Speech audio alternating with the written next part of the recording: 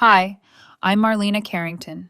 I'm 29 years old, and today I'm going to tell you how one drunken, cruel man tried to destroy my reputation, my relationship, and even my career, starting in the middle of what was supposed to be one of the happiest days of my life. Before I continue, please like, share, and subscribe if you want to hear more stories like mine. Trust me, this one doesn't go where you think it will.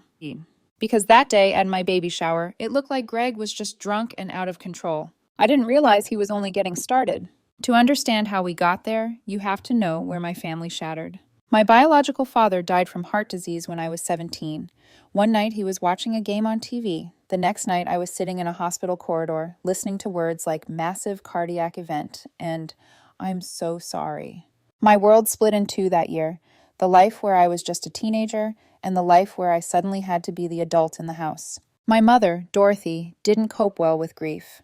She floated through our small riverside home like a ghost, cooking mechanically, staring at the TV without seeing it, freezing any time someone mentioned my dad's name.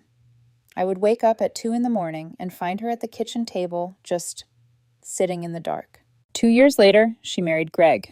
Greg Holloway seemed like an answer at first, not a question. He was a successful plumber who owned his own company, lived in a ranch-style house outside Riverside, and drove a shiny truck that looked like it had never seen a real job site. He was charming in that practiced way some men have. They know exactly when to laugh, exactly how hard to squeeze a hand, exactly which stories make them sound generous and hardworking. He took my mom to nice restaurants. He brought flowers on random Tuesdays. He looked at her like she was the only woman in the room. I wanted to be happy for her. I really did. And for a while, I pretended he was exactly what we both needed. Stability, security, someone to make the house feel full again, instead of echoing with everything we'd lost. But Greg had a demon he never really put down. Alcohol. Not every day. That would have been easier to see. No, he was the kind of drinker who could go a few days fine and then suddenly fall off an emotional cliff. A 1 beer after work that quietly turned into 4. A glass of whiskey that multiplied when no one was looking. And when Greg drank, he transformed. The first time I heard his drunk voice was on a Friday night, a few months after the wedding. I came home from a study group and found him at the kitchen table, half a bottle of bourbon in front of him, Mom washing dishes with her shoulders pulled up to her ears. "Look who's back," he announced. "Little Miss Perfect Grades." I forced a smile. "Hi, Greg." He scanned me up and down, eyes too bright, a smirk curled at the corner of his mouth. "Your jeans are tighter than last week. You gaining weight or just shrinking your clothes to fit your ego?" Mom dropped a plate in the sink. "Greg, stop." He laughed like it was the funniest thing he'd ever said. "I'm just joking. Can't anyone in this house take a joke?" That was Greg's favorite shield. Everything was a joke until it wasn't. The remarks escalated slowly. Comments about what I ate, about how I dressed, about the boys I dated. Nothing you could call outright abuse without someone rolling their eyes and saying, "You're being dramatic, Marlena. He's just teasing." Mom's excuses became her new daily prayer. "He's just overwhelmed with work. He doesn't mean those things. That's just how he gets when he's under pressure." But I knew how he got when he was under pressure. Mean, sharp, vicious. So I did the only thing that made sense to me. I left. At 18, I escaped to UC San Diego like my life depended on it. In a lot of ways, it did. Distance became my survival strategy. I came home for Thanksgiving and Christmas, smiled tightly through Greg's inappropriate comments, and bolted back to campus the moment dessert was over. I kept my bond with Mom as intact as I could from a distance. Texts, late-night calls, sending her photos of my dorm and my classes. But I made something very clear to her, over and over again. I love you. I don't need him in my life. I thought that meant he couldn't touch me. I was wrong. I met Dominic when I was 24. It was one of those cliché beginnings you never expect to happen to you. Bumping into someone in a downtown coffee shop, literally. He was balancing a laptop, a stack of blueprints, and a cappuccino when he collided with me. Coffee sloshed onto my sleeve. "Oh my God, I'm so sorry," he blurted, already reaching for napkins. His dark eyes were wide with horror. I swear I'm usually more coordinated than this. I laughed, partly because he looked so genuinely mortified, partly because my day had been so awful that the universe throwing coffee at me was almost funny. "It's fine," I said. "Occupational hazard of existing near other humans." He smiled, and the tension in his shoulders dropped an inch. We ended up sharing a table. He told me he was a civil engineer. I told him I worked in marketing. We talked about deadlines, awful bosses, and the best tacos in San Diego. When he finally asked for my number, he did it like he was giving me a choice, not like he was entitled to it. That was what struck me about Dominic from the beginning. His gentleness wasn't weakness, it was strength held on a low volume. We dated for 2 years, real years, not the kind where you're just coasting, the kind where you see each other sick, stressed, grieving, happy. We went to weddings together, funerals together. He saw Mom and Greg's dynamic up close during holidays and learned how to navigate around Greg's comments with quiet dignity. "He's not worth your blood pressure," Dominic would murmur under the table when Greg tossed a jab my way. Slowly, I started to believe him. When Dominic proposed on the Santa Monica Pier at sunset, it was beautiful, of course. The ring, the sky, the crowd applauding when I cried and said yes.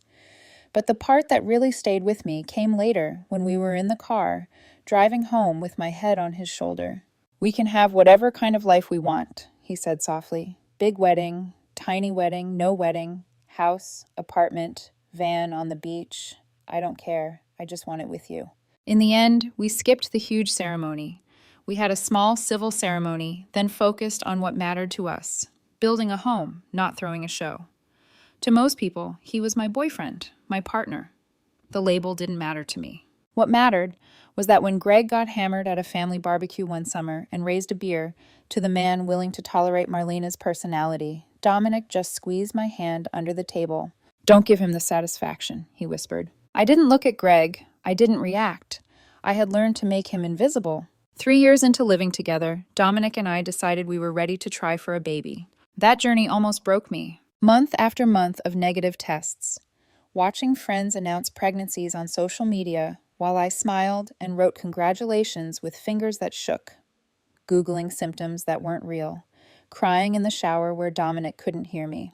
We were already talking about fertility specialists when, one ordinary Tuesday morning, I saw 2 pink lines instead of 1. I stared at the test until my vision blurred. "Dominic," I whispered. "Dom, come here." He ran into the bathroom, hair wet from the shower, towel around his waist. "What's wrong?" I held up the test with trembling hands. For a second, he didn't understand what he was seeing. Then his face crumpled. He choked out.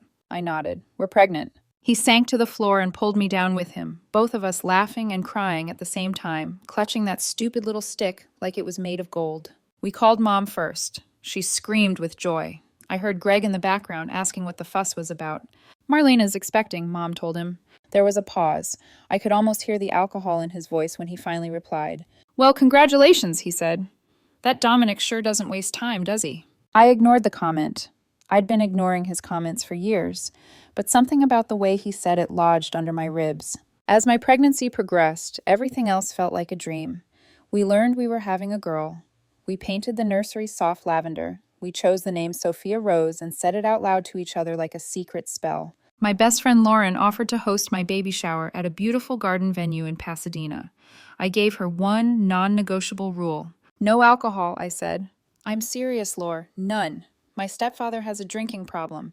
If he starts, he doesn't stop, and he turns ugly." She put her hand over her heart. "Completely dry, I promise." The day of the shower dawned warm and bright.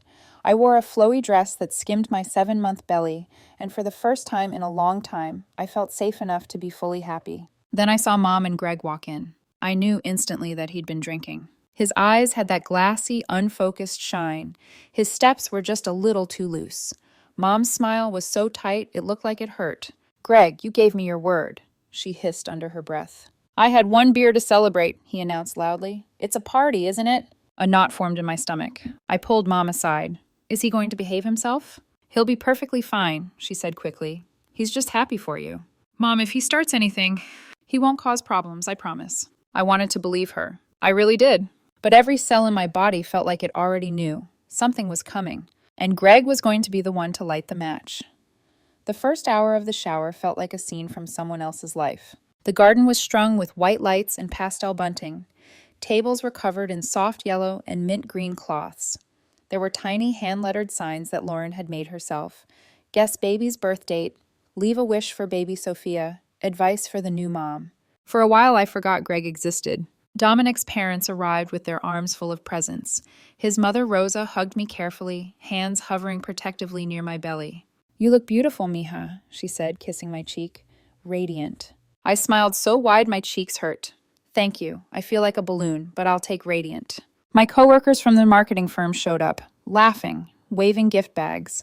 Lauren darted around like an over-caffeinated event planner, making sure everyone had cupcakes and seats. From the corner of my eye, I could see Mom and Greg at a table near the back. Mom's posture was stiff, shoulders tight. Greg leaned back in his chair, legs stretched out too far, his face wearing that lazy, loose grin he got when alcohol had smoothed out his edges just enough to be dangerous. I told myself to breathe. Games started. Silly, harmless things. Guessing the size of my belly with strings of ribbon. Naming baby items in alphabetical order. People laughed, shouted, teased each other. I actually managed to forget that Greg was even there for maybe 20 whole minutes. Then came the gender reveal. Lauren brought out a beautiful white cake, frosting flawless, topped with a tiny fondant baby carriage. Dominic stood behind me, his hands resting gently on my shoulders. "Ready?" Lauren asked, eyes shining. I nodded, even though my hands were trembling on the knife. We sliced into the cake together. The blade cut through frosting, then sponge, then pink. The room erupted. People screamed. Rosa burst into tears. Dominic laughed, bending down to press a slow, reverent kiss to the top of my head as his fingers curled instinctively over my stomach. "A girl," he whispered, "our Sophia." For a perfect, fragile moment, the future felt simple. Us, our daughter, a life we'd fought so hard to build. Then Lauren stepped up with the microphone. "Okay, everyone," she said, smiling. "We're going to move into a little Words of Wisdom segment. If anyone wants to share advice, blessings, or wishes for baby Sophia and for Marlena and Dominic, now's your moment." Rosa went first, of course. She talked about the first time she held Dominic, tiny and wailing, and how being a mother was like having your heart walk around outside your body. People dabbed at their eyes. I did too. My coworker Amber went next, telling a hilarious story about me almost missing an important client pitch because I'd spilled coffee on my blouse and had to borrow a company t-shirt. People laughed. The mood was warm, soft, golden. Then Greg stood up.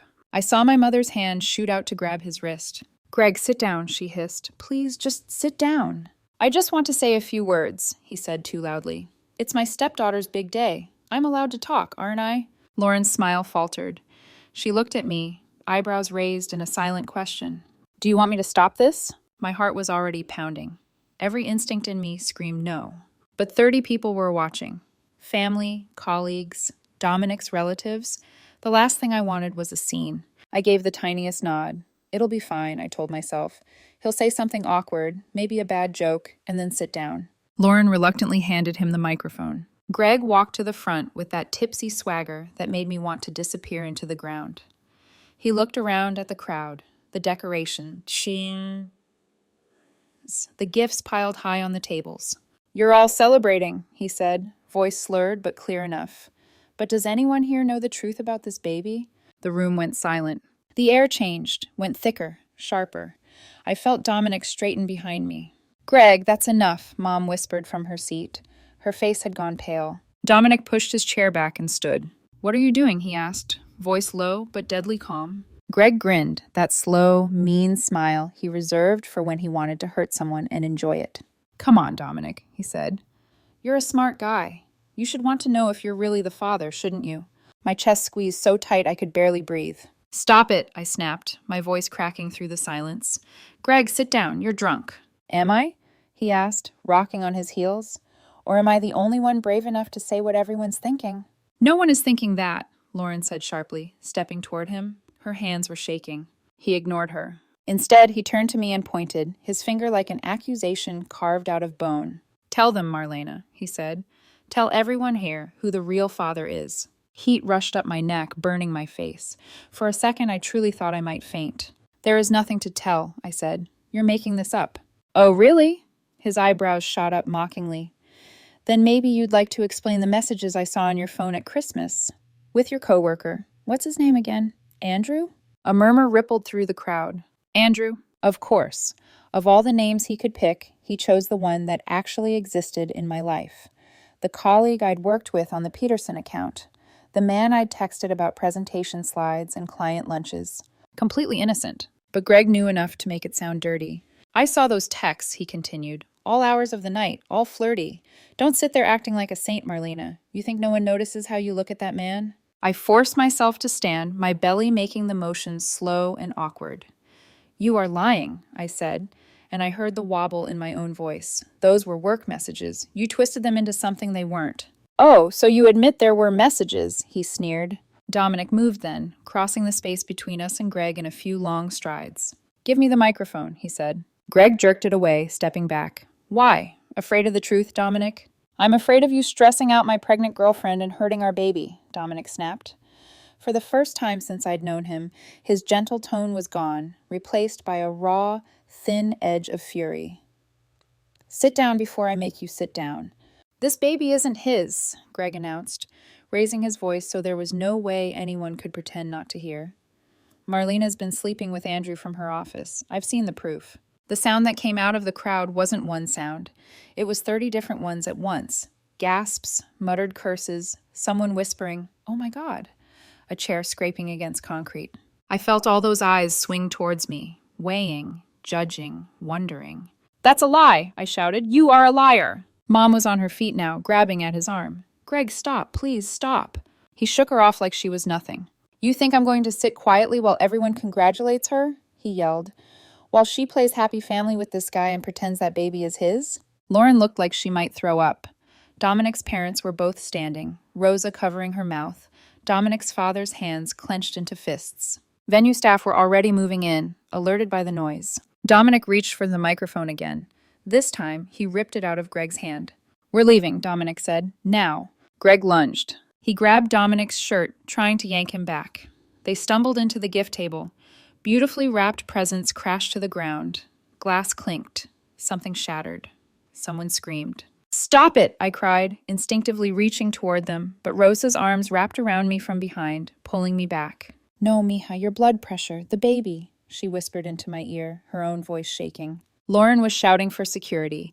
Mom was crying, trying to get between Greg and Dominic.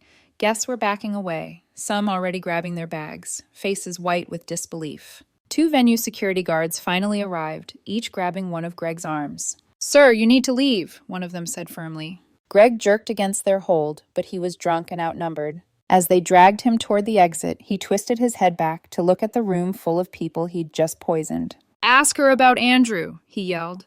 Ask her why she's always texting him. Ask her.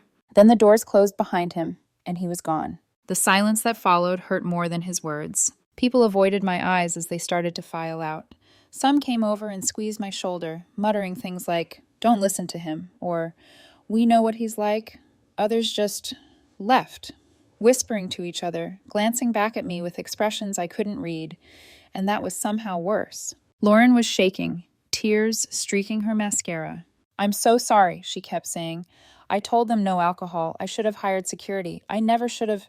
It's not your fault, I said automatically, though my voice didn't feel like it belonged to me. It's him. It's always him. Mom approached, mascara smeared, hands trembling.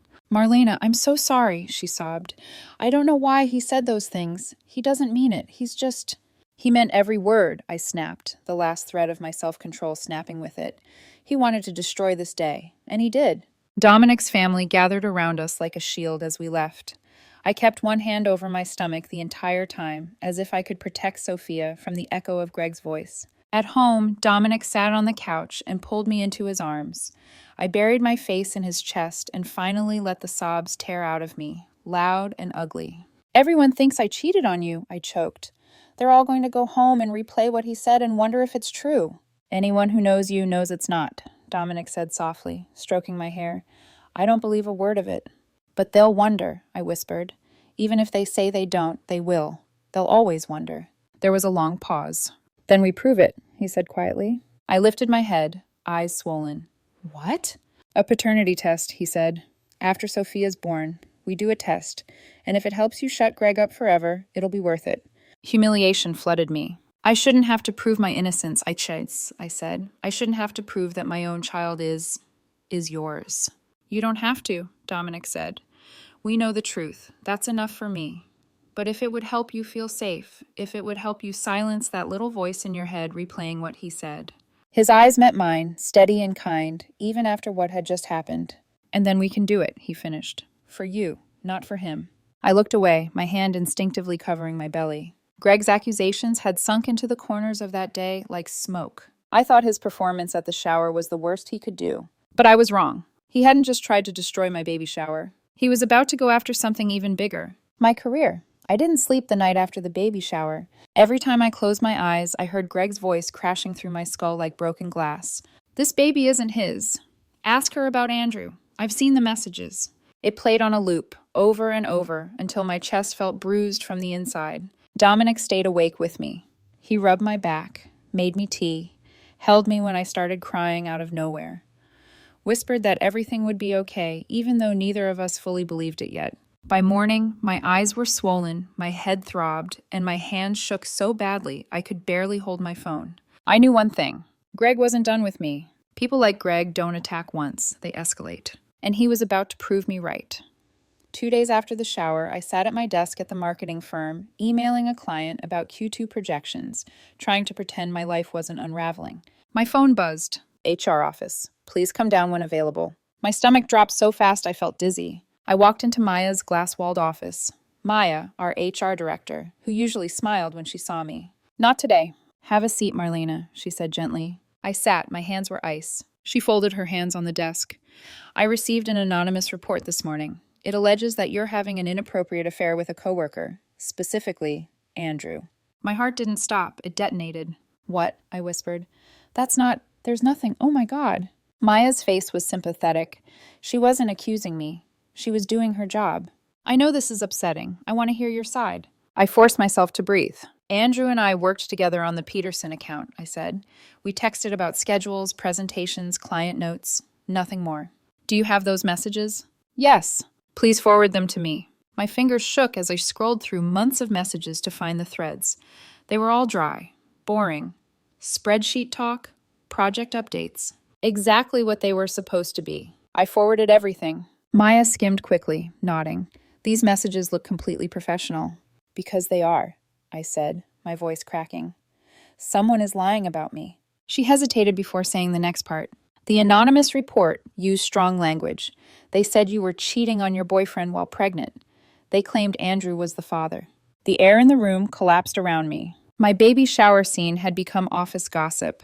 Greg had found a new audience. And I knew it wasn't a coincidence. "Someone is trying to hurt me," I said quietly. Maya's eyes softened. "HR has cleared you of any wrongdoing. Officially, this is over." "Officially. But unofficially?" The marketing department was buzzing. Andrew was furious. He cornered me in the break room. "This is insane," he hissed. "My wife found out about the HR meeting. She thinks something happened between us." "I swear I didn't." "I know you didn't," he snapped. "But somebody out there is spreading lies. Why would anyone do that?" I didn't answer. I didn't have to. I knew exactly who it was.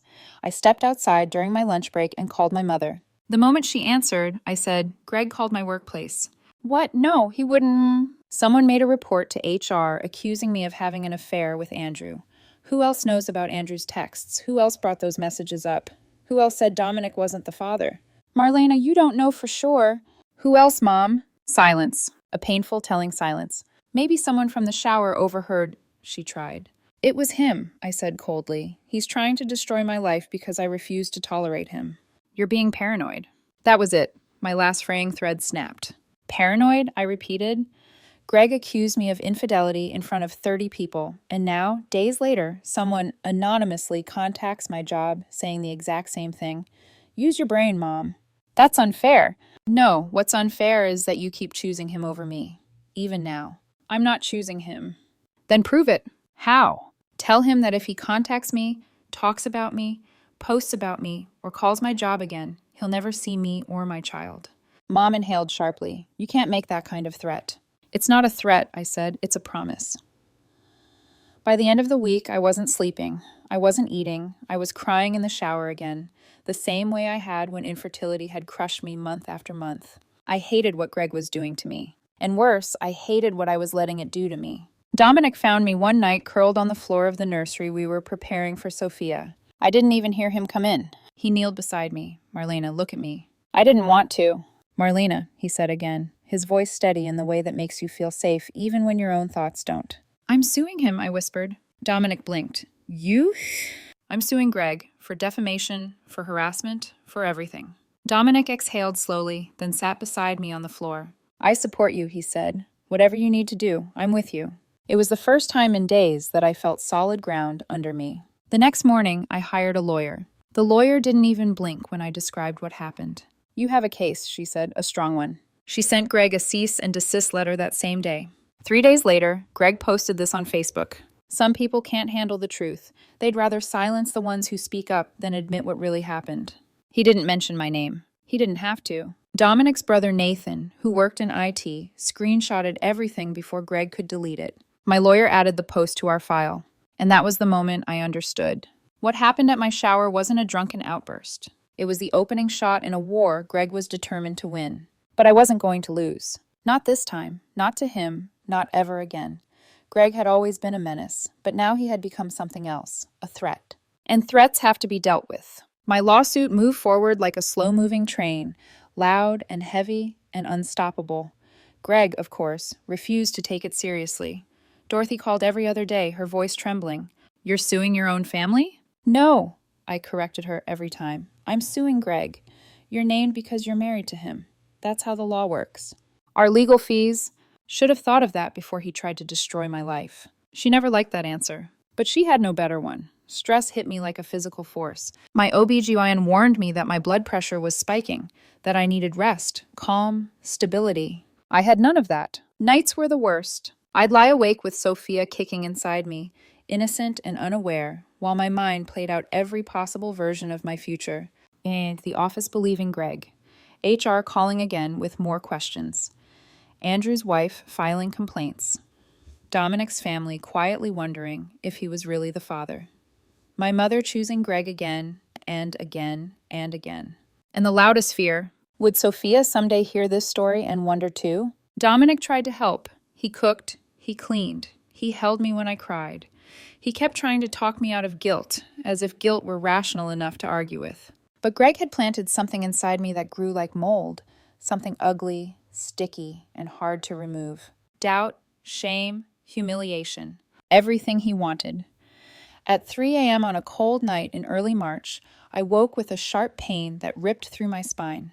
Dom, I whispered, I think it's happening. His eyes flew open instantly. He was out of bed in 3 seconds, grabbing the hospital bag we'd packed weeks ago. Okay, breathing, remember? Slow breathing, baby. I laughed and cried at the same time. Don't call me baby while the baby is trying to exit my body. We drove through empty streets, the world dark, quiet, holding its breath with us. The delivery was long, exhausting. But when Sophia arrived, 7 pounds, 2 ounces, dark hair, tiny fingers, curled perfectly around Dominic's thumb, the world narrowed to one perfect point. My daughter. Dominic cried first, then I did, then the nurse did. It was the best moment of my life. And Greg wasn't allowed within 1,000 miles of it. 2 days after Sophia was born, a nurse poked her head into the room. Someone is asking to see you, she said carefully. She says she's the grandmother. I felt my stomach drop. Is she on the approved visitor list? Dominic asked. The nurse shook her head. She's crying, she added softly. She seems desperate. My throat tightened. I knew who it was, and I knew what she wanted. Marlena, Dominic said quietly. It's your call. I looked at Sophia sleeping in the hospital bassinet, swaddled like a tiny burrito, her nose scrunched, just like Dominic's. My mother had chosen Greg again and again. She had defended him publicly and privately. She had minimized what he did, excused it, normalized it. Letting her in meant letting Greg's shadow in. And I had sworn that his shadow would never fall over my daughter. I swallowed hard. Tell her no, I said. The nurse nodded sadly and stepped back outside. From the bed, I could hear my mother's voice through the door, cracked and pleading. Marlena, please, just let me see my granddaughter. I won't bring Greg, I promise. My heart ached, but I also felt something new, something stronger than guilt and older than fear. Resolve. Dominic reached for my hand. I squeezed it and didn't let go. The nurse gently said, I'm sorry, ma'am. She's not accepting visitors. And then I heard it. A sob that sounded like it came from someone who was losing something she never thought she could lose. Then footsteps retreating. Then silence. I cried after she left. I cried because I loved her. I cried because she loved me. I cried because she never protected me the way she should have. But I didn't regret it. Not for 1 second. Greg, of course, didn't stop with the HR stunt or the drunken meltdown. His lawyer fought viciously. He was expressing concern, they argued. He was exercising free speech. He had reason to worry about the child's paternity. My lawyer responded with a folder thick enough to break a coffee table. Then, witness statements from the baby shower, screenshots of Greg's Facebook post, HR documents confirming the false report, Lauren's partial video of the shower's meltdown, character references on Greg's long history of alcohol-fueled cruelty. We had everything. Greg had nothing except indignation and ego. 3 months after Sophia was born, his lawyer finally approached with a settlement offer. He'll apologize privately, they said, and pay $15,000. My lawyer looked at me. I smiled, sharp, tired, and done. No, I said, not even close. What do you want? She asked. I want $50,000 for emotional distress. I want a written apology posted publicly on all his social media accounts for 7 days.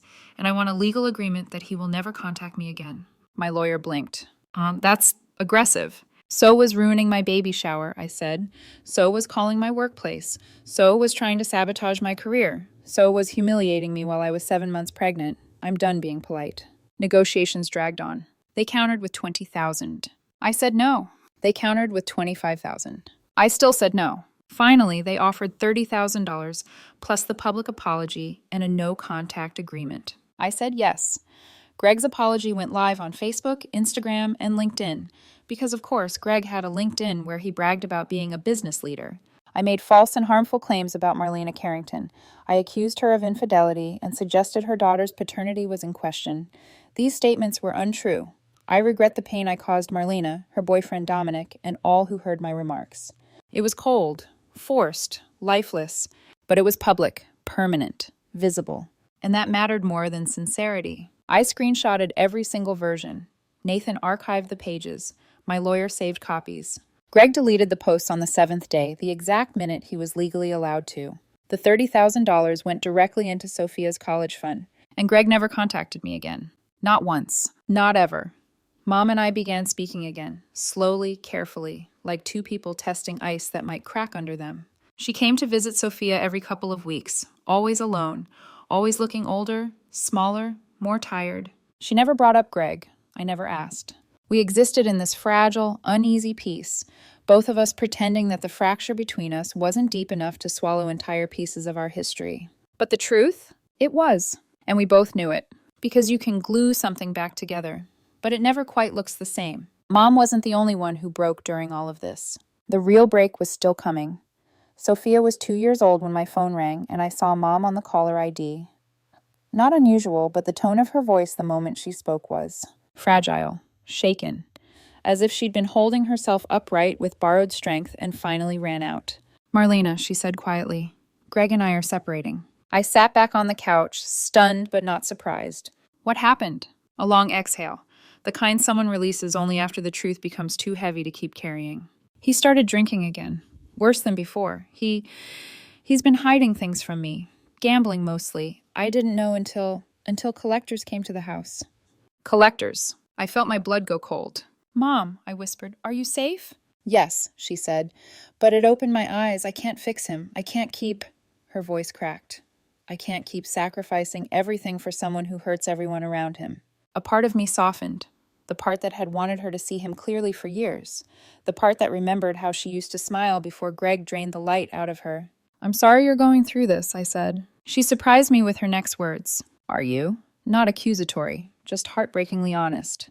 I'm sorry you're hurting, I said, but I'm not sorry you're leaving him. Silence, because we both knew it was true. Her divorce stretched out over months.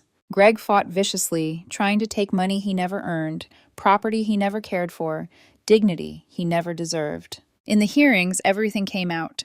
His gambling problem, debts owed to people you don't want to owe, his emotional abuse, his drinking binges, his false accusations against me, his attempt to sabotage my job. Mom sat there crying quietly as each ugly truth was pulled into the fluorescent light. I didn't feel satisfaction. Not really. Just a strange hollow ache, a kind of mourning for a version of my life where she had protected me sooner. The divorce finalized when Sophia turned 3. Mom moved into a small apartment with thrift store furniture and pastel curtains she tried to make feel cheerful. She visited Sophia regularly, always alone, always bringing stickers or fruit snacks or tiny dresses Mom couldn't afford but insisted on gifting anyway. Sophia grew to love her Nana Dorothy. I let that happen. But the walls I'd put up after the baby shower never came down. Not fully. Not ever. She felt it. I felt it. Neither of us said it. Some losses don't make noise. They just live in the space between two people. The message came through one of Mom's old church friends. Greg wants to apologize. He wants to meet Sophia. I stared at the text until my hand went numb. Dominic read it over my shoulder. He has some nerve, he muttered. Greg didn't just want forgiveness. He wanted access, influence, control. The same thing he'd always wanted. I replied with a single sentence. No, not now, not ever. The acquaintance responded with a sad face emoji. I blocked her. Greg never tried again. Some men thrive on control, but without an audience, without someone to break, they shrivel. By the time Sophia turned 4, Dominic and I bought a modest but beautiful house in Riverside. I earned a promotion, senior marketing director. Sophia could write her name, draw cats that looked like potatoes, and tell you exactly which dinosaur was the loudest. Mom healed in slow, uneven steps, showing up for me in ways she never could while Greg was in her life. And then, on a soft spring morning, I found out I was pregnant again. This time, the test didn't make me cry from fear or exhaustion or anxiety. This time I laughed. Dominic lifted me in his arms and spun me in the kitchen while Sophia screamed, "Mama's having a baby! I want a baby sister!" even though she'd later change her vote 3 times. We held a small baby shower. Rosa hosted. Lauren brought cupcakes. My coworkers brought mountains of diapers. And Mom cried when she saw the decorations because she'd missed the first shower and would never get that moment back. Greg's name was never spoken. It felt like cleansing a room someone toxic had once walked through. Lucas was born 1 year later. Healthy, loud, perfect. Our family was whole. Not because everything had gone right, but because I'd finally learned to stop protecting the wrong people. Greg never apologized to me personally. His public apology was legally forced, his settlement money begrudged, his silence a court order, not remorse. He never met Sophia. He never met Lucas. He never will. Sometimes I wonder, if I had let him stay in my life for Mom's sake, would things be easier? Would holidays hurt less? Would there be fewer empty chairs? Would Mom and I feel closer than we do now? Maybe. But here is what I know. My children will never grow up thinking cruelty is normal. They will never hear a drunk man tear their mother apart in front of a room full of people. They will never learn to flinch when someone raises their voice. They will never see me swallowed by someone else's poison. And that is worth every boundary I had to build, every confrontation I had to endure, every relationship I had to let fracture and scar. So now I'll ask you the same question I asked myself. If your stepfather publicly accused you of infidelity at your baby shower without a shred of evidence, and then tried to ruin your career, your reputation, and your family, would you have sued him and cut him off completely like I did? Or would you have tried to maintain peace for your mother's sake? For me, the choice was clear.